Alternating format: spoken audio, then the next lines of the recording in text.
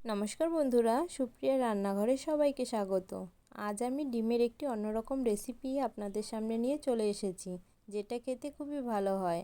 আমি 4টে ডিম ফাটিয়ে 4টে বাটিতে দিয়ে তার উপর পেঁয়াজ কুচি, লঙ্কা কুচি, টমেটো কুচি ও নুন দিয়ে জলের ভাপে 10 মিনিট সেদ্ধ করে নেব।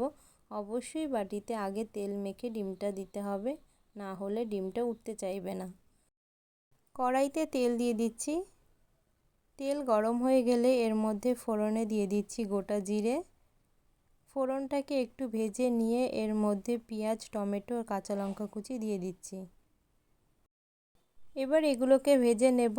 এগুলোকে একটু নেড়ে চেড়ে এর মধ্যে দিয়ে দিচ্ছি পরিমাণ মতো নুন দিয়ে তারপর এগুলোকে ভালো করে ভেজে নেব।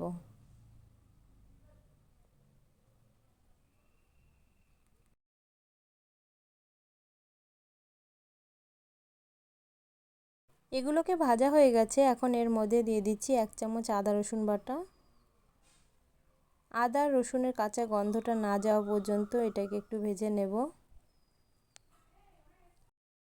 এগুলো ভাজা হয়ে গেলে এর মধ্যে দিয়ে দিচ্ছি জিরে গুঁড়ো, হলুদ গুঁড়ো, একটু কাশ্মীরি লঙ্কা গুঁড়ো আর শুকনো লঙ্কার গুঁড়ো। দিয়ে দিচ্ছি খুব সামান্য একটু চিনি। তারপর মশলাটাকে ভালোভাবে কষে নেব। মশলাটা যাতে পুড়ে না যায় এজন্য খুব সামান্য একটু জল দিয়ে মশলাটা ভালোভাবে কষে নেব।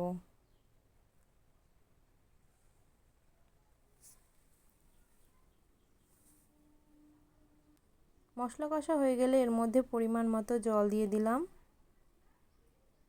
এরপরে ঢাকনা দিয়ে ঢেকে দিচ্ছি 2 মিনিটের জন্য।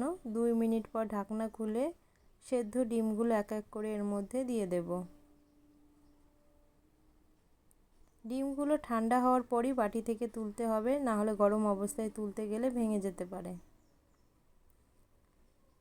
এখন ডিমগুলোকে খুব সাবধানে ঝোলের সাথে মিশিয়ে নেব। তারপর আবারও ঢেকে দেব 5 মিনিটের জন্য।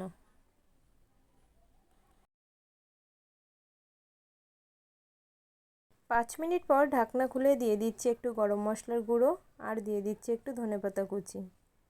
এগুলোকে ভালো করে মিশিয়ে নিলেই তৈরি হয়ে যাবে ডিমের একটা সুস্বাদু রেসিপি।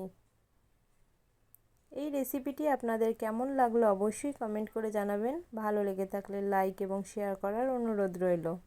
আর বাড়িতে একবার হলেও রেসিপিটি বানিয়ে খাওয়ার অনুরোধ রইল। নমস্কার বন্ধুরা, ভালো থাকবেন, সুস্থ থাকবেন।